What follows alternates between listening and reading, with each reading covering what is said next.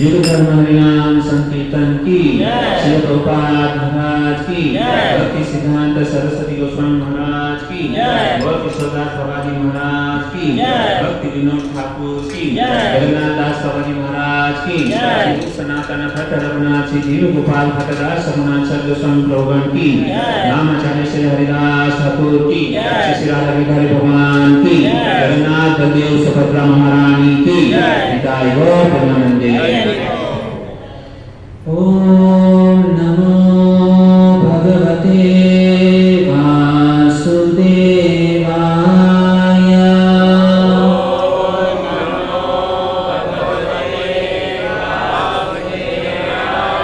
ओम नमो भगवते वासुदेवाय।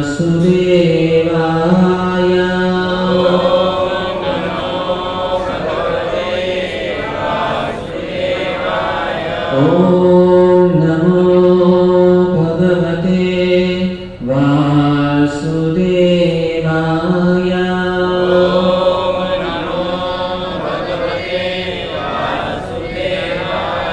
नारायणं नमस्कृत्यं नरं चैव नरोत्तमं देवीं सरस्वतीं व्यासं ततो जयामुदीरये।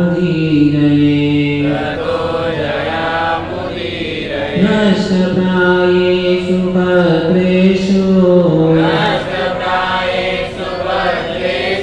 नित्यं भागवत सेवया भगवती उत्तम श्लोके भक्ति भवति नश्यतिम्। श्री गुरुवे गौरचन्द्राय श्री राधिकाये तदालये कृष्णाय कृष्णभक्ताय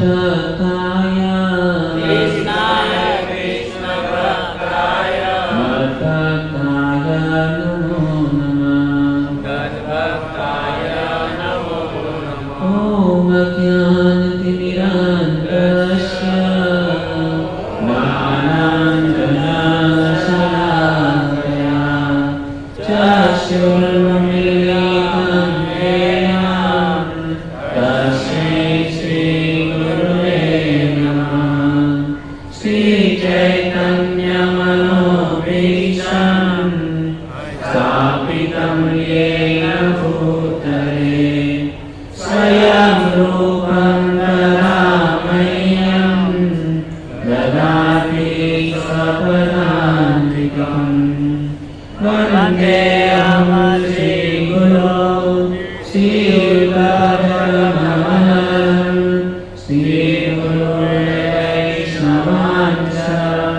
श्रीरूपं साग्रजातं सर्वमाधवं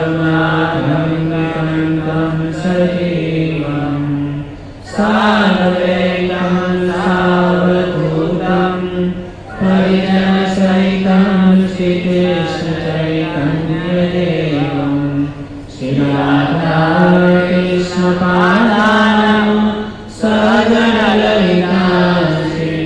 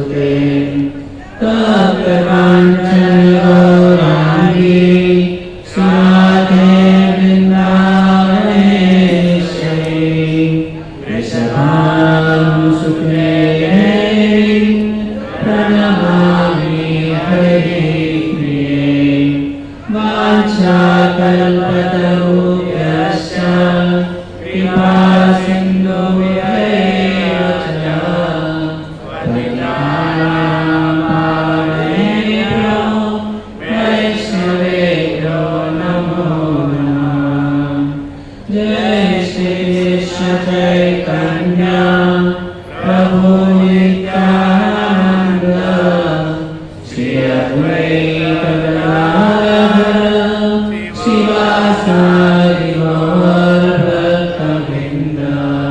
हरे कृष्णा कृष्णा कृष्णा हरे हरे हरे राम राम राम हरे हरे। कृष्णाय वासुदेवाय देवकी नंदनाय च नन्दगोपकुमाराय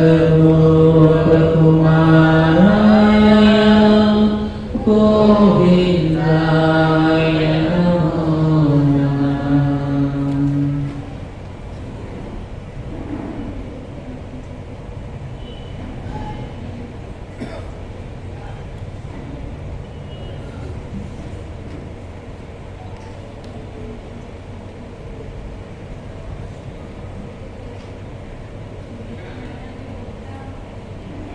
हरे कृष्ण। यहाँ पर उपस्थित आप सभी भक्तजनों का अंतर्राष्ट्रीय कृष्ण भावनामृत संघ की ओर से हार्दिक स्वागत है। आप सब भक्तों का आशीर्वाद लेकर के, प्रभुपाद महाराज का आशीर्वाद लेकर के, गुरु महाराज का आशीर्वाद लेकर के मैं यहाँ पर कुछ बोलने का प्रयास करूँगा। उससे निवेदन कृपा करके और शांति बनाए रखें और ध्यानपूर्वक कथा का श्रवण कीजिए। देखिए भक्तों, ये बहुत ही सुंदर अवसर चल रहा है। खास करके यह जो महीना है, यह पुरुषोत्तम महीना, अधिक मास जिसको कहते हैं, बहुत ही सुंदर ये महीना है। हमारे गुजरात में बहुत ही सुंदर एक गाते हैं, कहते हैं कि जब तक रहेगी जिंदगी, जब तक रहेगी जिंदगी फुर्सत ना होगी कभी। जब तक जिंदगी है हमको कभी फुर्सत नहीं रहेगी। कुछ समय तो ऐसा निकालो, कुछ समय तो ऐसा निकालो, प्रेम कर लो भगवान से। कुछ समय हमको भगवान ने जिंदगी दी है, लेकिन हमारा दुर्भाग्य यह है कि हमको जिसके लिए समय निकालना चाहिए ना भक्तों, उसके लिए समय नहीं निकालते हैं। पारिवारिक जीवन के अंदर, संसार के अंदर बहुत सारा हमारा जो समय है ना, हम व्यर्थ गवाते रहते हैं। सभी भक्तों से निवेदन है कि जिनके पास में यह माया रूपी जो मोबाइल है, कृपा करके उसको साइलेंट मोड के ऊपर रख दें या तो स्विच ऑफ मोड के ऊपर रख दें। यदि बीच में यदि किसी का मोबाइल बचा तो आज का ये महाप्रसाद जो है उनकी ओर से स्पॉन्सर किया जाएगा। ठीक है, तो आप लोगों की इच्छा, यदि आप इस सेवा का लाभ उठाना चाहते हो तो अपना मोबाइल साइलेंट नहीं रख सकते हैं। बहुत ही फल प्राप्त होगा यदि प्रसाद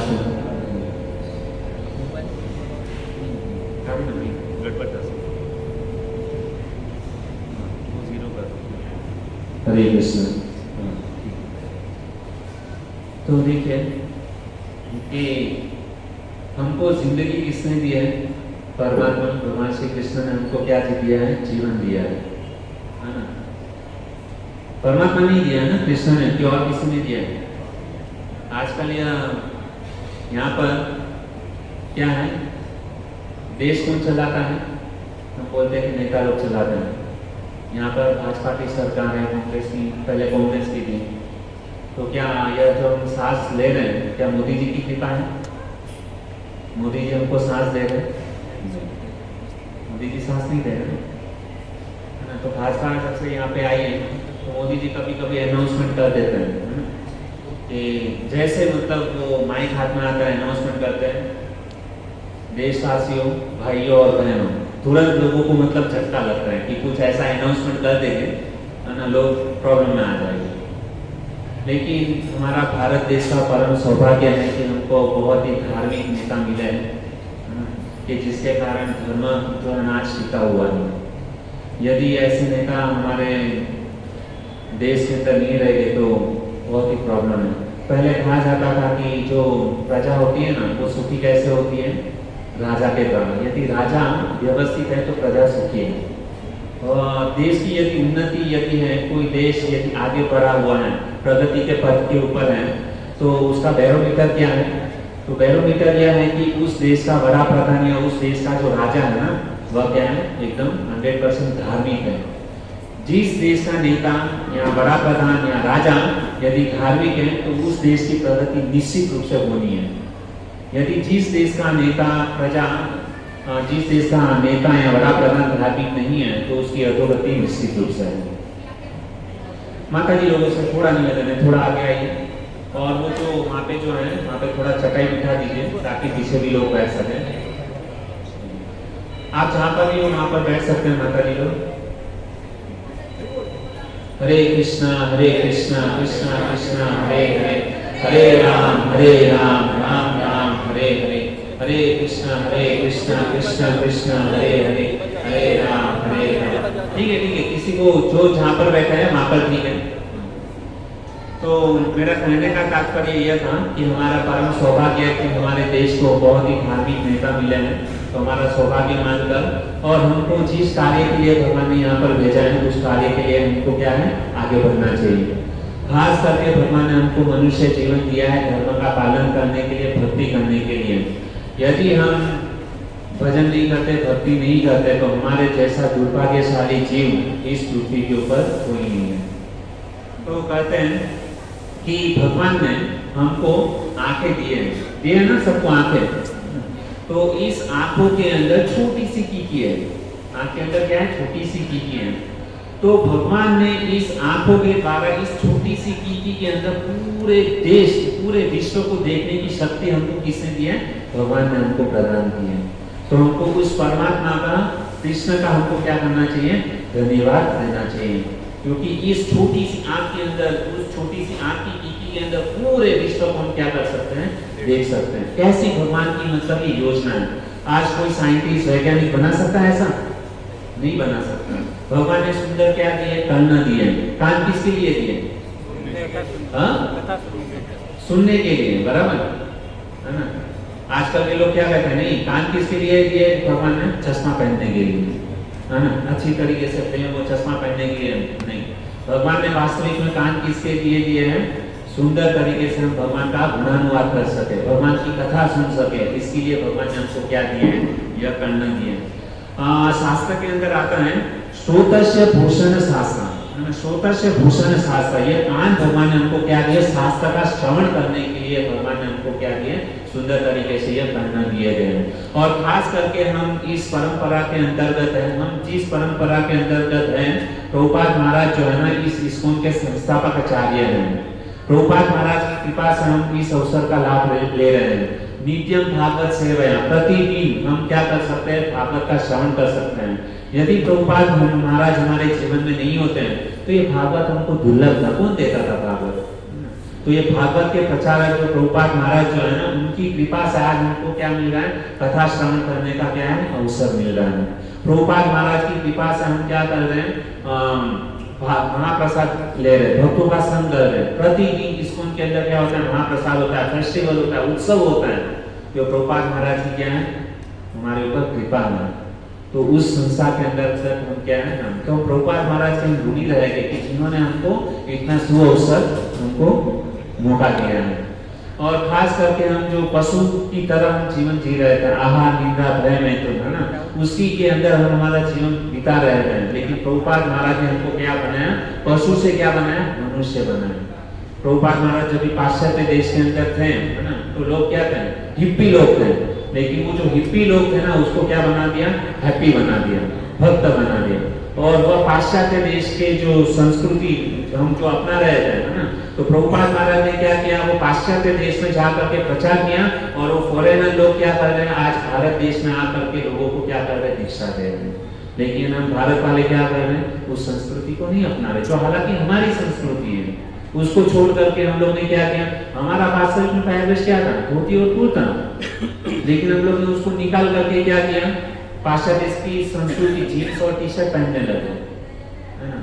और वो विदेशी लोग क्या कर रहे हैं? और विदेशी लोग यहाँ पे भारत में आकर के हमको सिखा रहे हैं कि आप लोगों को धोती कुर्ता पहन के भजन करना चाहिए, प्रचार करना चाहिए। माता जी लोग साड़ी पहनती हैं और हम क्या कर रहे हैं, दिन प्रतिदिन हमारे वस्त्र जो है धीरे धीरे छोटे करते जा रहे हैं। तो ये हमारे लिए बहुत ही दुर्भाग्य की बात है। तो लेकिन प्रभुपाद महाराज हमको सिखा रहे हैं, इसके लिए उन्होंने भारत में प्रचार नहीं किया, क्योंकि पता था कि ये कि भारत ये हमारी संस्कृति है, भारत में यदि इसका प्रचार करेंगे तो कोई वैल्यू नहीं करने वाला। लेकिन इसलिए क्योंकि भारत के लोगों को पाश्चात्य देश की जो भी चीज थी उनके ऊपर ज्यादा अट्रैक्शन था, ज्यादा मोह था, इसके लिए प्रभुपाद महाराज ने क्या किया, पाश्चात्य देश में जाकर के प्रचार किया, है ना। और जब यहाँ पर आए तो बहुत सारे सन्यासी को लेकर के आए, और जब यहाँ पर आए तब मीडिया में पूरा भारत देश के अंदर खबर फैल गया कि पाश्चात्य देश के लोग यहाँ पर क्या कर रहे हैं, हमारी संस्कृति का प्रचार कर रहे हैं। तो पूरे भारतवर्ष में क्या हुआ, इस हरे कृष्ण हरे राम का जो है ना वो प्रचार हुआ। और इसके ऊपर भी लोगों ने मतलब गाना भी बनाया था, है ना, दम मारो दम, है ना, बोलो हरे कृष्ण हरे राम। तो इस प्रकार से उन्होंने गाना बनाया था। लेकिन क्या हुआ, इस भारतवर्ष के अंदर हरे कृष्ण हरे राम भगवान के नाम का क्या हो गया, प्रचार हुआ। वो इसके पीछे किसका हाथ है, एक संत का हाथ है, प्रभुपाद महाराज जी का हाथ है इसके पीछे, कि आज जो हम भगवान के नाम का जप कर रहे हैं तो हम प्रभुपाद महाराज के क्या रहेंगे, ऋणी रहेंगे। तो यह जो अभी बहुत ही सुंदर कहते हैं कि हम प्रायः भगवान की हमको शरण में जाना चाहिए। यदि कोई भी व्यक्ति भगवान की शरण में जाता है, यदि किसी ने भी एक बार यदि भगवान के चरण में यदि झुक गया, तो भगवान कहते हैं कि पूरी दुनिया को झुकाने की ताकत क्या है, वो रखते हैं। यदि हम भगवान की शरण में चले गए तो पूरी दुनिया क्या है, हमारे चरणों में झुकेगी। इतनी ताकत है यह भगवान की शरण में जाने की। यदि कोई भी व्यक्ति जाता है तो निश्चित रूप से उसको कोई परास्त नहीं कर पाएगा। आप बोलोगे क्या एग्जाम्पल है, तो भगवत गीता के अंदर अर्जुन, है ना, अर्जुन क्या किया, भगवान की केवल उन्होंने शरण में ग्रहण की, और जैसे ही भगवान की शरण अर्जुन ने ग्रहण की, है ना, सब लोग उसके चरणों में झुक गए, और जो नहीं झुका उसको मार दिया। कुरुक्षेत्र में हम देखते हैं ना, कौरवों की पूरी सेना क्या हो गई, नष्ट हो गई। क्यों? क्योंकि अर्जुन जो था ना, भगवान की उन्होंने शरण ग्रहण की थी। तो यदि हम भगवान की शरण ग्रहण करेंगे तो पूरी दुनिया हमारे चरणों में झुकेगी, निश्चित है। और भगवान का ये प्रतीक है, नमे भक्ता प्रणश्यन्ति, जो व्यक्ति भगवान के चरणों में झुक गया, है ना, उसको भगवान प्रतिज्ञा लेते हैं कि जो व्यक्ति भगवान की शरण में जाता है उसकी रक्षा करने का कारोबार किसके हाथ में, भगवान कृष्ण अपने सर के ऊपर लेते हैं। इसके लिए हम सबको क्या करना चाहिए, भगवान की शरण ग्रहण करनी चाहिए। लेकिन हम क्या करते हैं, भगवान की शरण को छोड़ करके ये बाबा वो बाबा, अलग अलग बाबा की शरण में जाते हैं। बाबा की शरण में नहीं जाना चाहिए, गुरु की शरण में जाना चाहिए। वो भी कौन सा गुरु, कि जो गुरु हमको कृष्ण की शरण में लेकर के जाए। ऐसे गुरु के पास में नहीं जाना चाहिए, वो केवल मतलब वो अपना ही सेवा कर रहा है। आजकल के मतलब गुरु लोग क्या करते हैं, चेला लोग जाते हैं तो कहते हैं कि हमारी पूजा करो, हमारी सेवा करो, हमारी आरती उतारो। क्या कहते हैं, गुरु ब्रह्मा गुरु विष्णु गुरु देवो महेश्वर।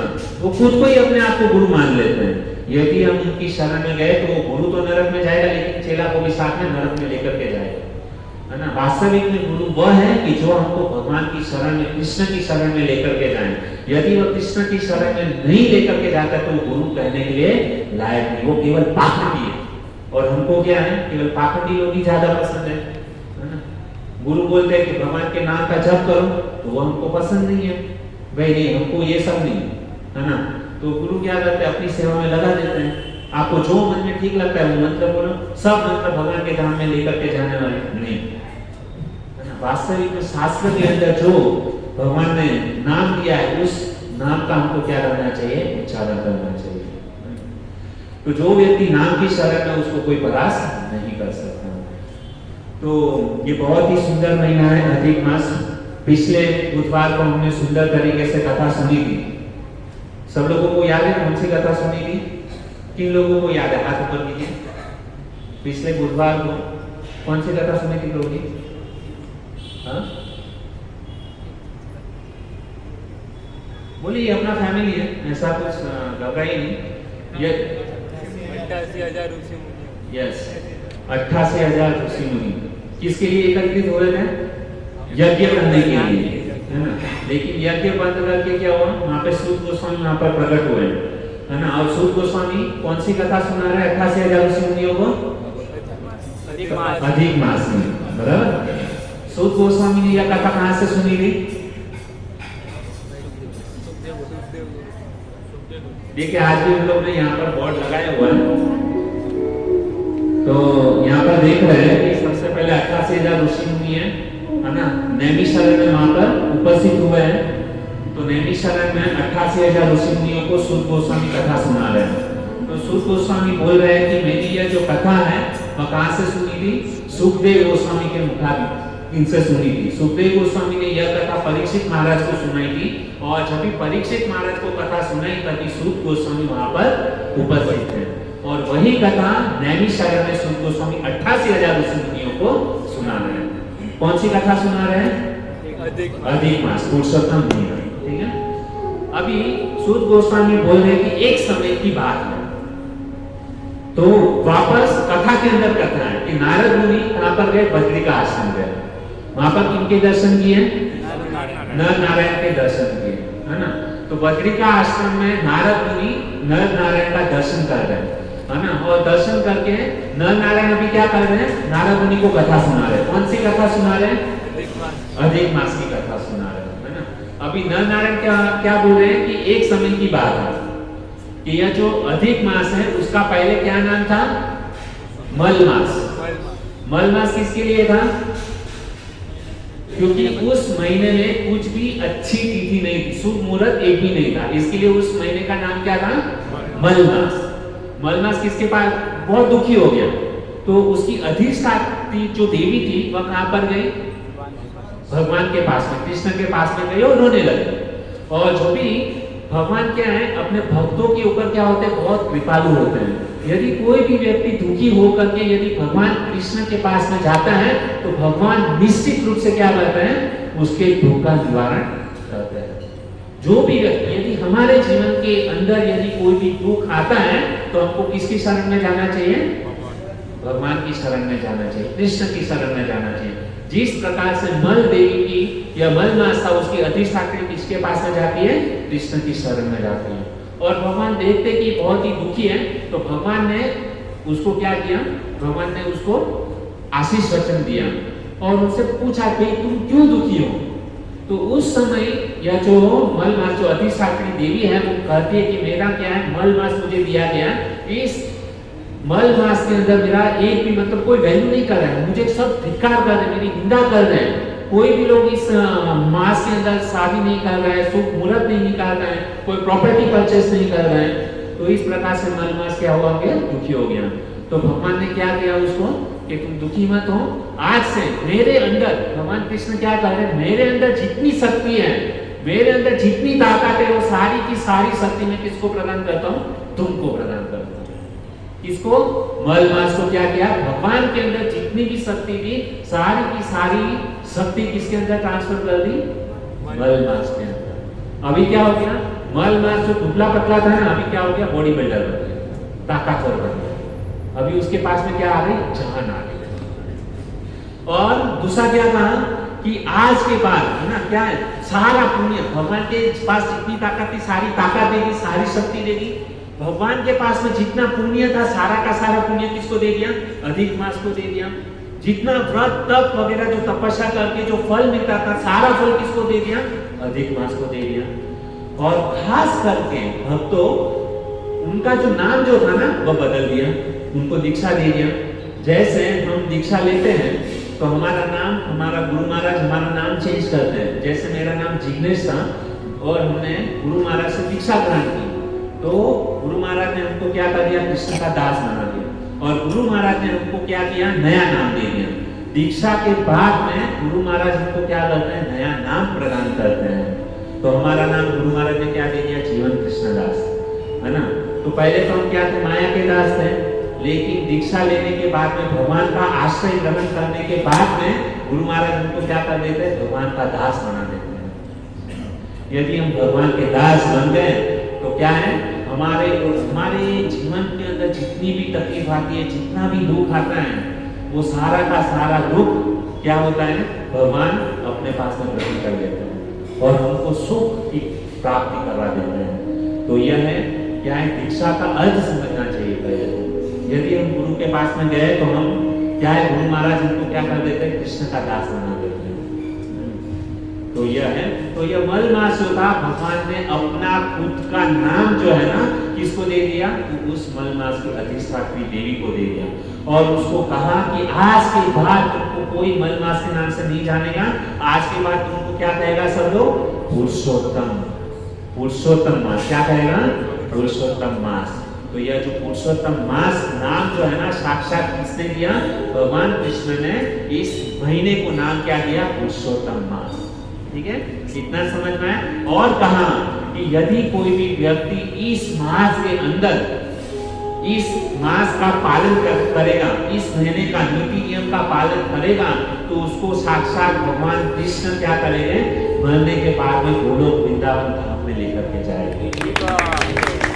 इतना पावरफुल एक तो इस जैसे हमको मतलब मार्केट के अंदर जब सेल लगता है ना, समझो कुछ मार्केट के अंदर मॉल हम लोग जाते हैं, डीमार्ट में जाते हैं, मॉल के अंदर जाते हैं, बिग बाजार के अंदर जाते हैं, तो वहाँ पे होता है ना कुछ स्पेशल ऑफर रहता है, जैसे 15 अगस्त है या दीपावली का समय है, तो सारी चीज क्या होती है 50% ऑफ रहता है और एक के ऊपर एक फ्री रहता है ना, तो बोनस ये रहता है। तो हम क्या करते हैं, सारी मतलब सब कुछ अपना मतलब काम धंधा छोड़ करके क्या करने के लिए जाते हैं, जहाँ पर सेल लगा हुआ है वहां पर वो चीज वस्तु परचेस करने के लिए, है ना।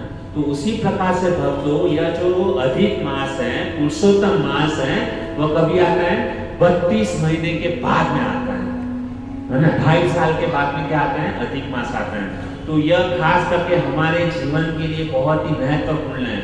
हमारा सौभाग्य है कि हमारे जीवन के अंदर ये पुरुषोत्तम योग, पुरुषोत्तम मास हमारे जीवन के अंदर आया है। और कहते हैं कि साल के कितने महीने होते हैं, 12 महीने होते हैं, लेकिन इस साल कितना महीना हो गया, 13 महीना हो गया। तो 16 जुलाई से लेकर के 16 की 18 जुलाई से लेकर के 16 अगस्त तक का ये जो महीना है वह क्या है, अधिक मास, पुरुषोत्तम मास। तो इस महीने में क्या है कि 12 महीने होते हैं, है ना। तो इस 12 महीने का भगवान के नाम से अलग अलग है, जैसे कार्तिक है वो भगवान का नाम है। तो कहते हैं कि कार्तिक पूरे साल के अंदर ये जो कार्तिक महीना रहता है ना उसकी विशेष महत्व है बाकी के महीनों से। लेकिन कार्तिक महीने में जो फल, जो भी तपस्या पुण्य करने से जो फल मिलता है उसे 16 गुना ज्यादा फल यदि कोई भी भक्त इस महीने का पालन करता है तो कार्तिक महीने में जो फल की प्राप्ति होती है उससे 16 गुना ज्यादा इस महीने में तप, दान, यज्ञ, तपस्या करने से क्या होता है, 16 गुना ज्यादा फल की प्राप्ति इस महीने में होती है। तो इसके लिए यह पुरुषोत्तम महीना है। तो हमारा सौभाग्य है कि इस महीने के अंदर हमको क्या करना चाहिए, ज्यादा से ज्यादा धामवास करना चाहिए, ज्यादा से ज्यादा भगवान के नाम का जप करना चाहिए, ज्यादा से ज्यादा क्या करना चाहिए, दान देना चाहिए। यदि कोई भी व्यक्ति इन 3 कार्यों को यदि इस महीने के अंदर करेगा तो इसके ऊपर भगवान पुरुषोत्तम की अधिक से अधिक कृपा होगी, है ना। तो इसकी विशेष महत्व है। तो कोई भी व्यक्ति इसे क्या करे, नीति नियम से पालन इसको करना चाहिए, है ना। तो कहते हैं कि पुरुषोत्तम मास भगवान ने क्या किया, साक्षात अपना नाम जो है ना इनको दे दिया। अभी कहते हैं भक्तों कि हमारा परम सौभाग्य है कि हमारे जीवन के अंदर पुरुषोत्तम मास जैसा महीना हमारे जीवन के अंदर आया। देखिए हम लोगों ने 2 लॉकडाउन निकाले, कोरोना का मतलब 2 जो था ना वो चला गया, हमारे जीवन के अंदर कोरोना गया। तो कहते हैं कि कोरोना के अंदर बहुत सारे लोग जो है ना इधर हो गए, भगवान के पास में चले गए, फोटो फ्रेम के अंदर आ गए, कुछ हमारे फैमिली मेंबर चले गए, हमारे रिश्तेदार चले गए, लेकिन भगवान ने हमको अभी तक जिंदा रखा है।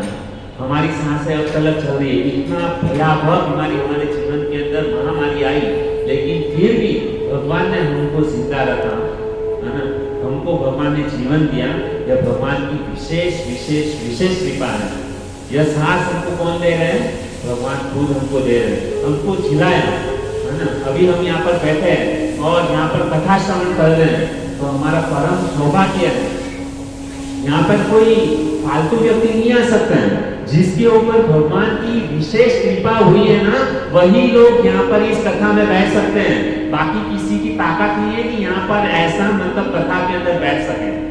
जिसके ऊपर भगवान की असीम कृपा है, भक्तों की जिसके ऊपर कृपा है, हमारे पितरों की जिसके ऊपर कृपा है, वही व्यक्ति इस कथा के अंदर बैठ सकता। बाकी कोई ताकत नहीं है कि 5 मिनट यहाँ पर बैठ सके, है ना। तो हमारे ऊपर विशेष कृपा है कि कोरोना काल चला गया फिर भी हम जिंदा हैं, और हमारे कितने सारे रिश्तेदार चले गए भगवान के पास में, कुछ लोग फोटो में आ गए, है ना। तो इस सौभाग्य को हमको क्या करना चाहिए, लाभ लेना चाहिए। और भगवान ने हमको जीवन दिया है, किसके लिए दिया है, भजन करने के लिए, भक्ति करने के लिए।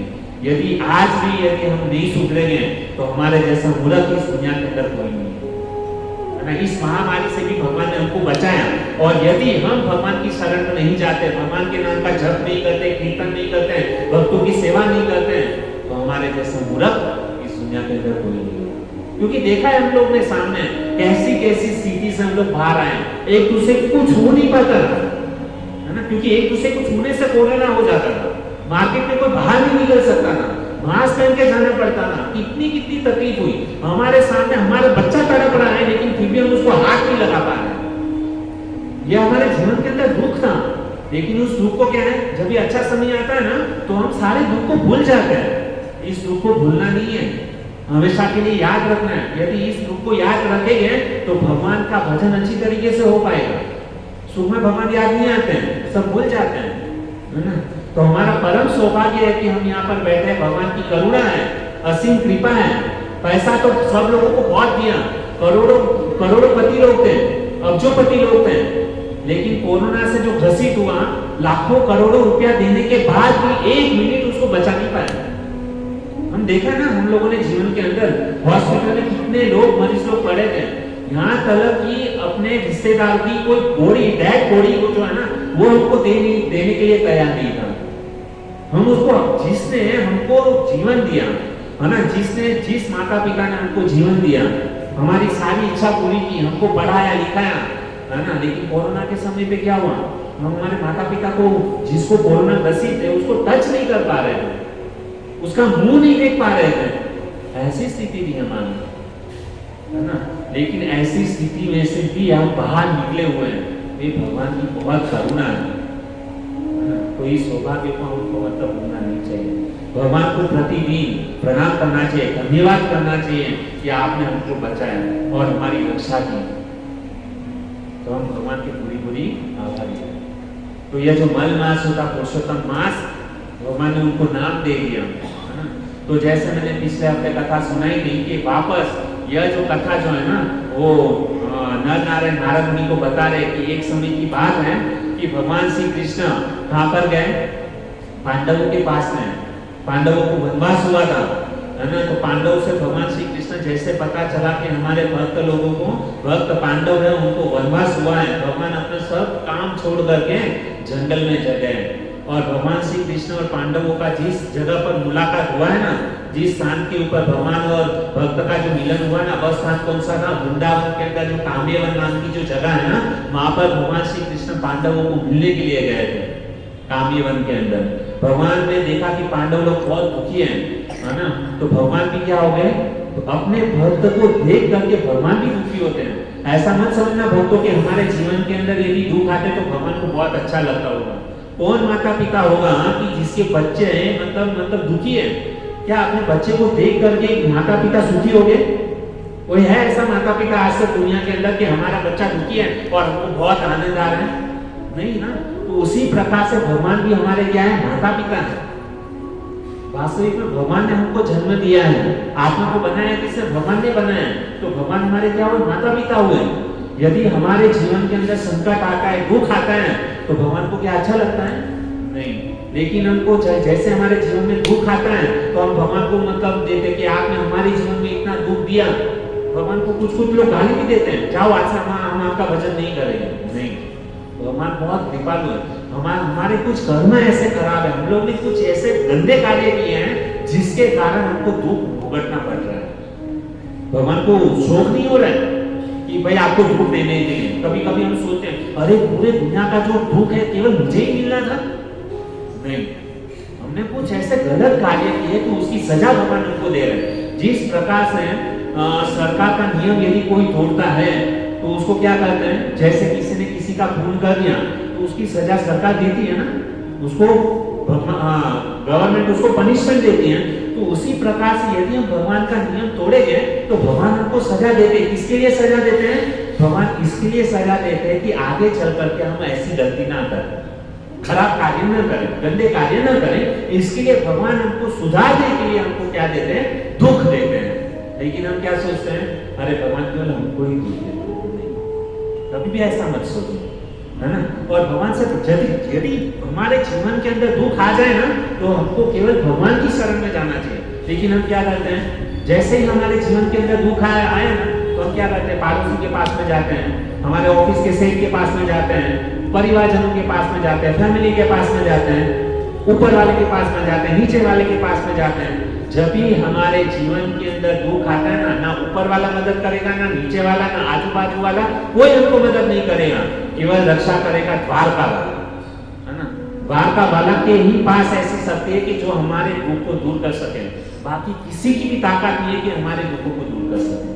इसके लिए यहाँ पे इतिहास प्रमाण है, जैसे प्रहलाद महाराज के जीवन में उसका बाप जो था ना असुर था।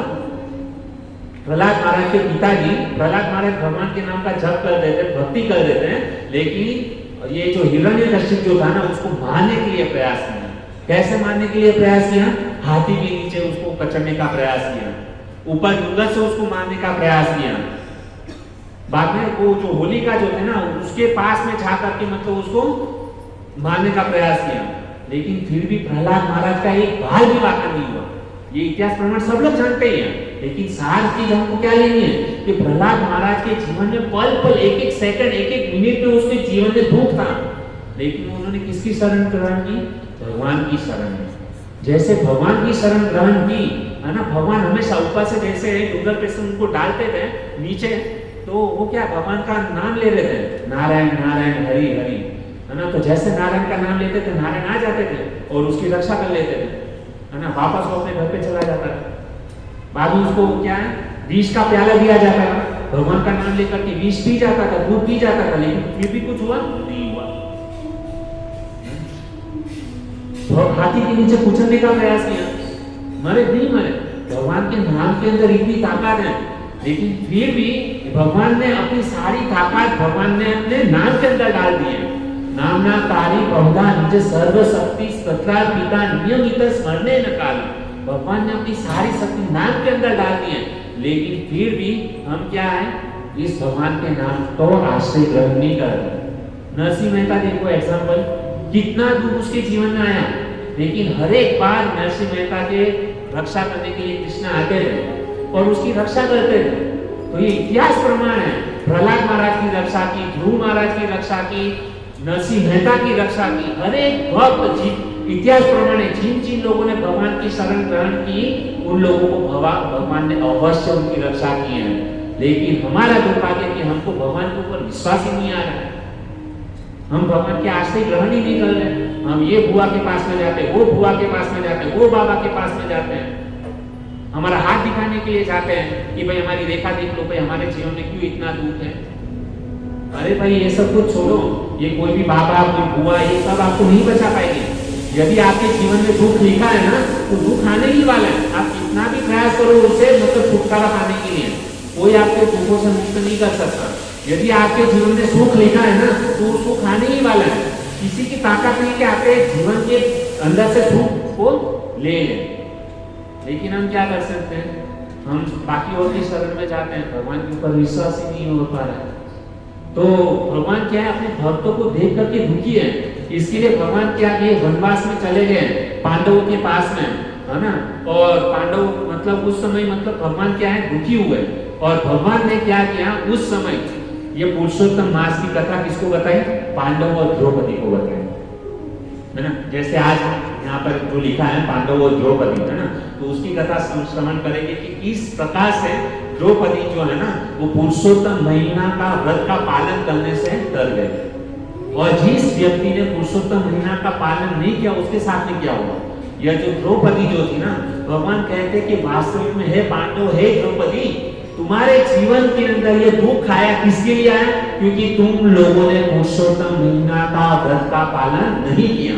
तो जो व्यक्ति पुरुषोत्तम मास का पालन नहीं करेगा, उसके जीवन में जिस प्रकार से पांडवों को वनवास हुआ, पांडवों को जीवन के अंदर दुख आया, उसी प्रकार से हमारे जीवन में भी यह दुख हमको भुगतना पड़ेगा यदि कोई व्यक्ति यह पुरुषोत्तम महीना का पालन नहीं करेगा, है ना। तो भगवान कृष्ण कह रहे हैं कि तुम्हारे जीवन में दुख इसके लिए है कि तुम लोगों ने अधिक महीना का व्रत पालन नहीं किया।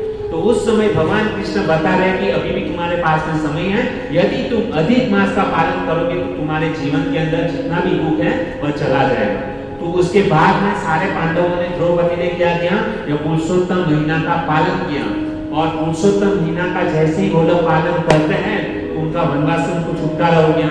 बाकी उनका जो सारा भी राज्य चला गया था वह सारा का सारा राज्य उनके जीवन में वापस आ गया। युधिष्ठिर महाराज पूरे भूमंडल के क्या बन गए, राजा बन गए, है ना। इतिहास प्रमाण है। यह किसके लिए हुआ, क्योंकि उन लोगों ने बाद में पुरुषोत्तम महीना अधिक मास व्रत का पालन किया।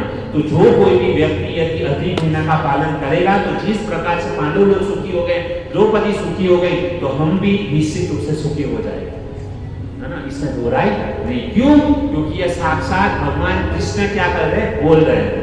यह अधिक महीना अपनी ही कथा जो है ना वो कृष्ण क्या कर रहे हैं, पांडवों को सुना रहे हैं। और द्रौपदी को कहते हैं कि तुम्हारे जीवन के अंदर दुख आने का कारण यह था क्योंकि तुमने अगले जन्म में क्या किया था, अधिक मास का अनादर किया था।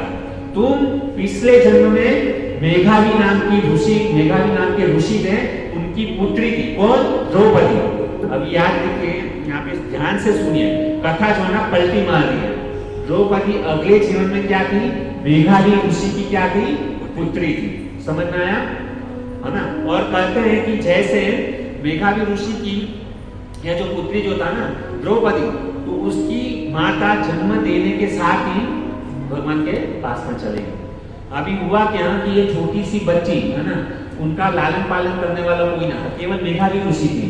और छोटी सी बच्ची लड़की का पिता किस प्रकार से पालन करेगा। और मेघावी ऋषि जो थे ना भगवान के जप तप ध्यान में मग्न थे, तो उसमें ध्यान में मग्न होने के कारण उन्होंने पुत्री के संभाल नहीं रखा।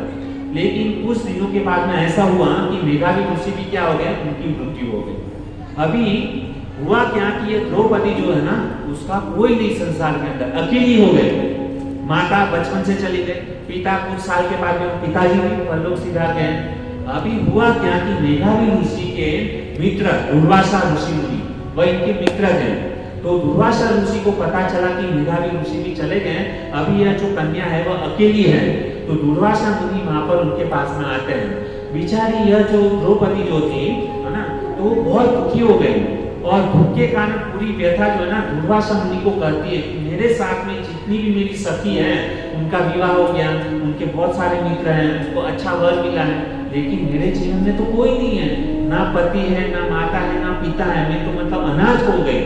तो इस प्रकार से अपना दुख जो है ना दुर्वासा मुनि के साथ में रखती है।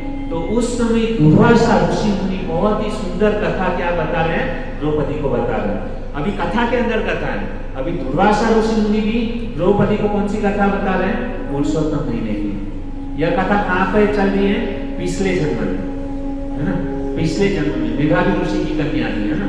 तो वो कन्या को जो है ना यह दुर्वासा ऋषि पुरुषोत्तम महीने की कथा बता रहे हैं।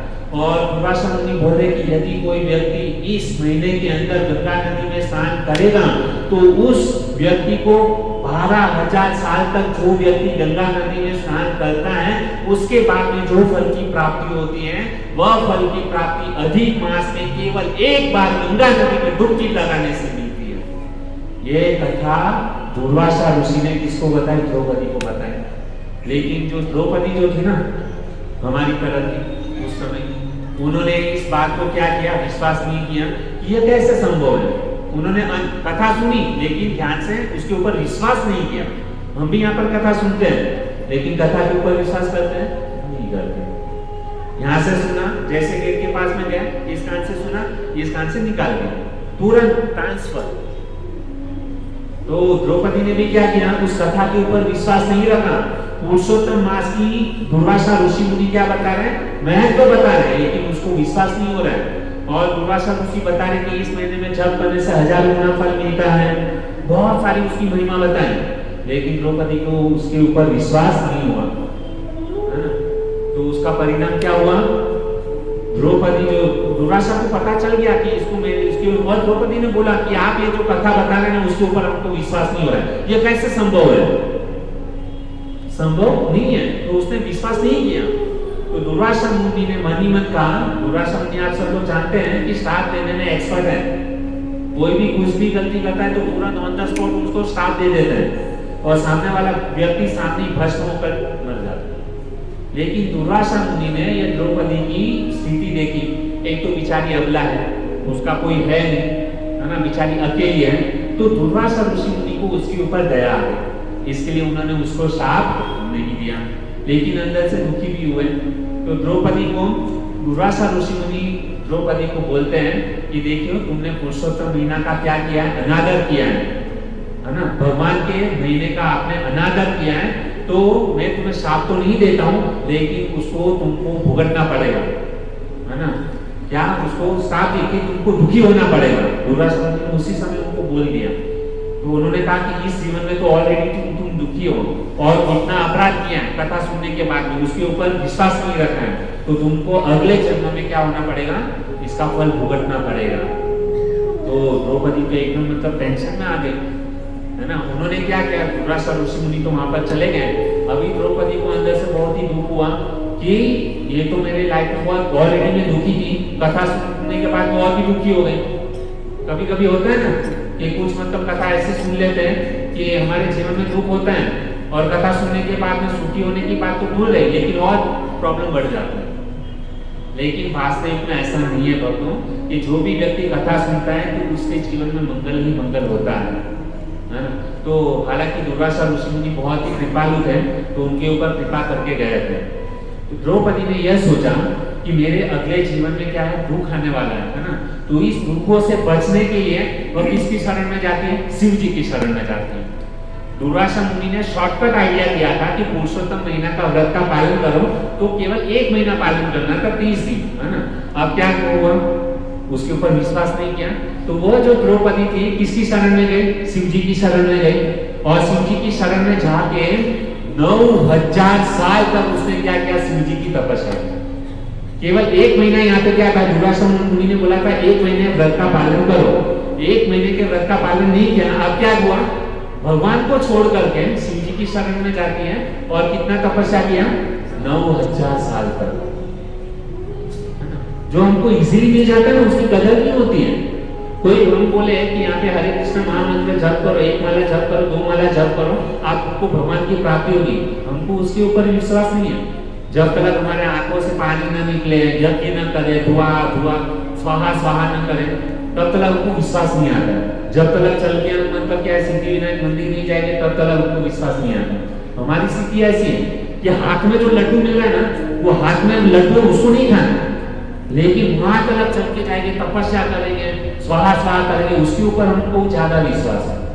देखिए भक्तों, यहाँ पे कोई भी व्यक्ति गलत मत समझिए, ये हम जो स्वाहा स्वाहा वगैरह कर रहे हैं ना, वह भगवान ने विधि तभी दी थी, सतयुग और त्रेता युग में यह विधि बताई थी। लेकिन कलयुग के अंदर कौन सी विधि है, हरे नाम हरे नाम हरे नाम एव केवलम, करो नास्तेव नास्तेव नास्तेव गतिरन्यथा।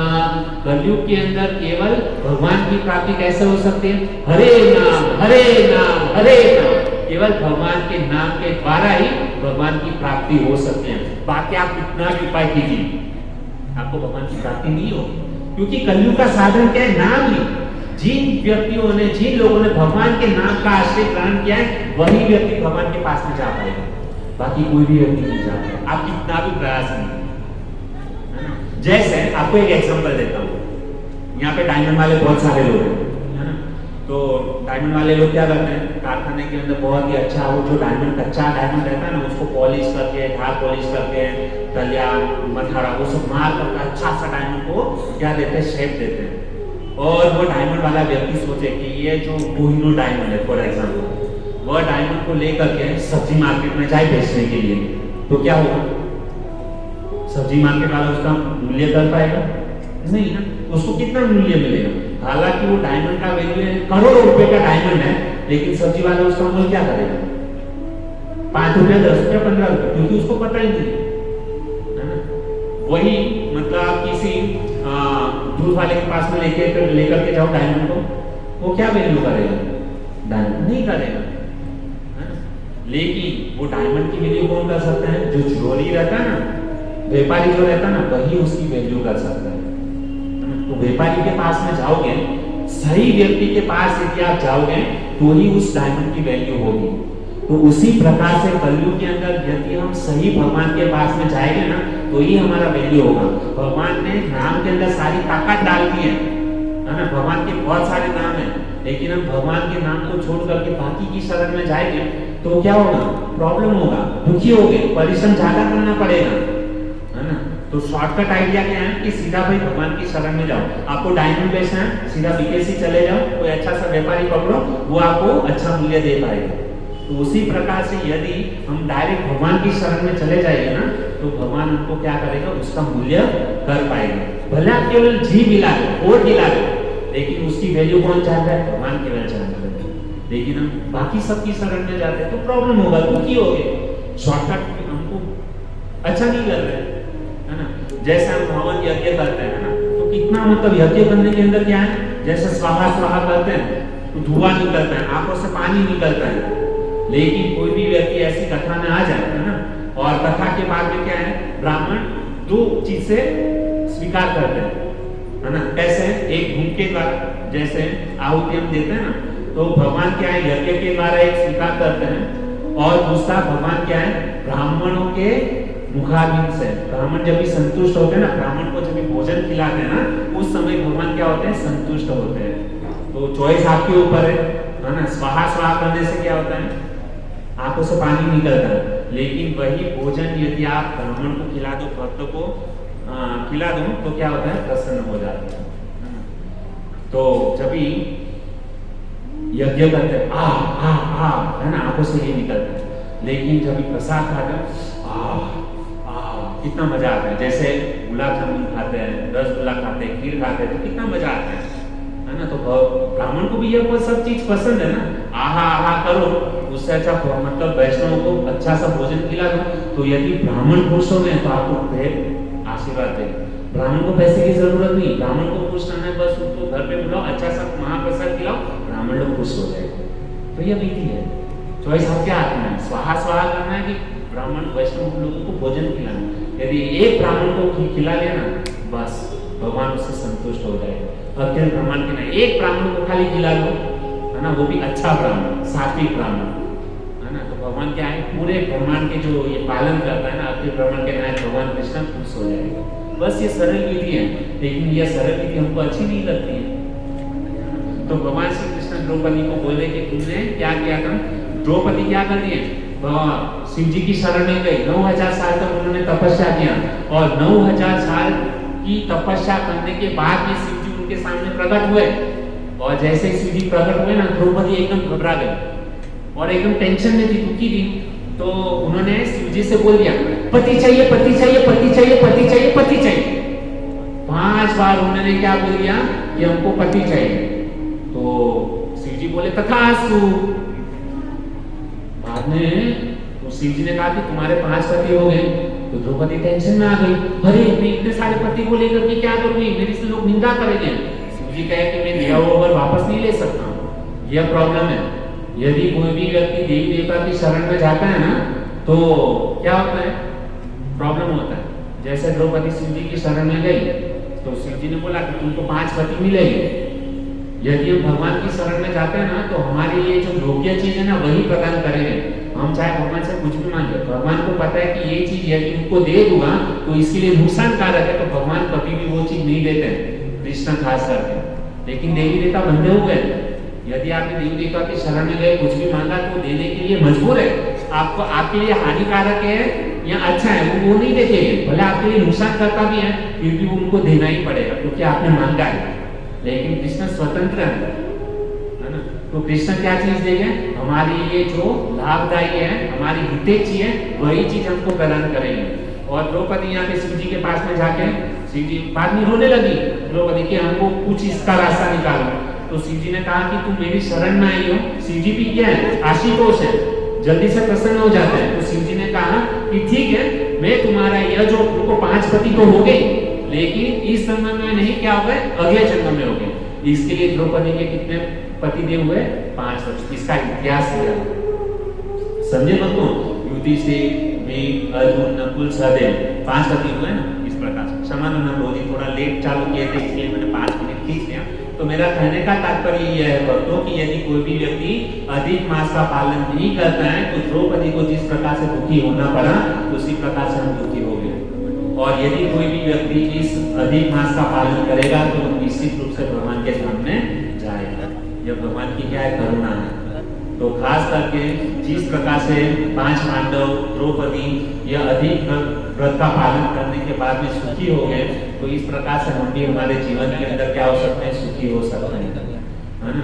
तो हमको क्या करना चाहिए, अधिक व्रत का पालन करना चाहिए, ज्यादा से ज्यादा भगवान के नाम का जप करना चाहिए, तीर्थ और उपवास करना चाहिए, है ना। तो ये हमारा परम सौभाग्य है कि हमको यहाँ पर यह अवसर मिला हुआ। ठीक है, तो यहाँ पर समाप्त करता हूँ। देखिए हमारे पास समय एक्चुअली यहाँ पे हो गया है, तो हम यहाँ पर ही समाप्त करते हैं। कथा तो बहुत सारी है ना, तो हम आगे सुनेंगे, लेकिन आप भक्तों के चरणों में प्रार्थना है कि जो सारी चीजें ना वो जानना जरूरी है। जिस प्रकार से द्रौपदी है ना, उन्होंने क्या किया कि भगवान की शरण, भगवान का आश्रय ग्रहण किया तो उनके जीवन में सुखी हो गए। पांडव लोग है ना, भगवान की शरण ग्रहण की तो सुखी हो गए। प्रहलाद महाराज भगवान की शरण ग्रहण किए, सुखी हो गए। ध्रुव महाराज भगवान की शरण ग्रहण की, नरसिंह मेहता है ना, भगवान की शरण ग्रहण की। तो इतिहास प्रमाण है। तो बुद्धिमान को केवल इशारा काफी है। यदि हमको जीवन के अंदर सुख चाहिए तो जब तक हम भगवान की शरण नहीं ग्रहण करेंगे तब तक दुखी हो गए। यदि जो कोई व्यक्ति भगवान की एक बार केवल प्रणाम कर दिया ना, कृष्ण प्रणामी न पुनर्भवाय, केवल जो कोई व्यक्ति एक बार कृष्ण को प्रणाम कर लिया तो उसको 100 अश्वमेध यज्ञ करने से जो फल की प्राप्ति होती है वह फल की प्राप्ति केवल कृष्ण को एक बार नतमस्तक होने से वो फल की प्राप्ति हो जाती है। और एक बार जो कोई कृष्ण की शरण में झुक गया तो कृष्ण की ताकत के कि पूरी दुनिया को आपके चरणों में झुकाना है। तो ये भगवान की असीम है। तो हम सबको भगवान की शरण ग्रहण करनी चाहिए। हरे कृष्ण। बहुत बहुत धन्यवाद कि आप सब भक्त लोग इतना धैर्य पूर्वक, श्रद्धा पूर्वक यहाँ पर आए और कथा सुना। और मैं आप सबके चरणों में प्रार्थना करता हूँ कि सभी भक्त लोग इस अधिक मास में ज्यादा से ज्यादा भगवान के नाम का जप करें, है ना। हमको जप करना चाहिए, इस व्रत का अनादर नहीं करना चाहिए। और जो भी कोई व्यक्ति इस व्रत का पालन करेगा उसके जीवन में सुख ही सुख होगा, मंगल ही मंगल होगा, है ना। सुबह को जल्दी उठना चाहिए, इस महीने में ब्रह्मचारी व्रत का पालन करना चाहिए। और भी लोग कहते हैं कि इस महीने में दाढ़ी बढ़ाना चाहिए, ये करना, भाई ये सब दाढ़ी बढ़ाना वगैरह किधर भी ये नहीं करना चाहिए। दाढ़ी बढ़ाना ठीक है, साथ में कुछ लोग दाढ़ी बढ़ाते थे। क्यों बढ़ाते थे? क्योंकि उन लोग 1 मिनट भी, जो साधु संत महात्मा थे ना, अधिक मास के अंदर 1 मिनट भी वो व्यर्थ गवाना नहीं चाहते थे। इसके लिए वो क्या करते थे, उसको समय नहीं मिलता था भजन भक्ति करने के, इसके लिए दाढ़ी बढ़ाते थे। लेकिन हम लोगों को उनका अनुसरण नहीं करना चाहिए। हमको ज्यादा से ज्यादा समय क्या करना चाहिए, भगवान के नाम में कथा में बिताना चाहिए। ठीक है, तो हरे कृष्ण। हम यहाँ पर हमारी वाणी को विराम देते हैं और आप इसी प्रकार से आप आते रहिए, आपके परिवारजनों को यहाँ पर आते रहिए, लाते रहिए। यहाँ पर बहुत ही सुंदर कथा का लाभ होता है, महाप्रसाद का भी लाभ होता है। भगवान को ऑफर किया हुआ शुद्ध प्रसाद हमको दिया जाता है। तो और यहाँ पे किसी के पास भी 1 रुपया चार्ज नहीं लेते हैं, फ्री ऑफ कॉस्ट है। जिस प्रकार से प्रभुपाद महाराज ने हमको दिया है वही चीज हम आपको दे रहे हैं, है ना। तो इस अवसर का लाभ होता है। भगवान के धाम में हम क्या कर सकते हैं, प्रसाद खा करके और हरिनाम जप करके भगवान के धाम में जा सकते हैं। ठीक है, तो अब हम यहाँ पर 1 माला जप करेंगे। कुछ अनाउंसमेंट है तो पहले प्रभु से निवेदन है, अनाउंसमेंट। हरे कृष्णा कृष्णा कृष्णा हरे हरे, हरे राम राम राम हरे हरे। तो बहुत ही सुंदर इसलिए जीवन कृष्ण प्रभु जी ने हम सबको अधिक मास की कथा सुनाई। तो प्रभु जी ने बताया कि द्रौपदी के जीवन में दुख क्यों आया, क्योंकि अधिक मास का पालन नहीं किया था, इसलिए, है ना। तो कहते हैं कि दुख में हरि भजे, सुख में भजे न कोई, जो सुख में हरि भजे तो दुख काहे को होय, है ना। अगर हमारे ऊपर मुसीबत आती है तभी हम भगवान के पास जाते हैं, भगवान का नाम जपते हैं, और सुख आता है तो भूल जाते हैं। सुख में भोग विलास में हम मस्त हो जाते हैं, भगवान को भूल जाते हैं। हम ऐसा सोचते हैं कि हम खुद ही भगवान हो गए। लेकिन अगर हम सुख में और दुख में दोनों में हरि भजन करेंगे, भजन करेंगे, भगवान का नाम का जप करेंगे, तो हमारे जीवन में सुख ही सुख होगा, आनंद ही आनंद होगा। तो आइए प्रभु जी का हरि बार हरे कृष्ण महामंत्र से अभिवादन करते हैं। हरे कृष्णा कृष्णा कृष्णा हरे हरे, हरे राम राम राम हरे हरे। तो आज का जो सुंदर महाप्रसादन है वो मुकेश प्रभु जी की तरफ से है। तो मैं निवेदन करता हूँ मुकेश प्रभु जी से कि आप यहाँ पर आइए और प्रभु जी के हस्त कमल से ये भगवान का पुष्पहार जो है वो ग्रहण करिए। तो आइए प्रभु जी के लिए एक बार महामंत्र से उनका अभिवादन करते हैं। हरे कृष्णा कृष्णा कृष्णा हरे हरे, हरे राम राम राम हरे हरे। जैसे प्रभु जी ने बताया कि अधिक मास में कोई जो दान करता है तो वो बहुत गुना, हजारों गुना फल प्राप्त होता है। तो प्रभु जी ने अधिक मास में हम सभी को प्रसाद भोजन का दान दिया है, कराया है, तो प्रभु जी को बहुत अनेक गुना फल मिल गया है। तो आप सबको भी अगर ऐसी प्रसाद पहुंचा करना है तो कर सकते हैं। हरे कृष्णा। और जो पहली बार इस सत्संग प्रोग्राम में आए हैं कृपया अपना हाथ ऊपर करें, पहली बार आए हैं, हरि बोल। तो हम इन सभी भक्तों से भी प्रार्थना करते हैं कि आप यहाँ पर आते रहिए और हमें सेवा का लाभ देते रहिए। तो इन भक्तों के लिए भी इनकी भक्ति बढ़े, भगवान के चरणों में प्रीति बढ़े, भगवान की कथा में मन लगे इनका, और इनका स्वास्थ्य अच्छा रहे, इनके लिए भी एक बार हरे कृष्ण महामंत्र बोलकर इनका अभिवादन करते हैं। हरे कृष्णा कृष्णा कृष्णा हरे हरे, हरे राम राम राम हरे हरे। तो हम एक माला जप करेंगे, उसके बाद सभी के लिए महाप्रसाद है, महाप्रसाद लेके जाइएगा।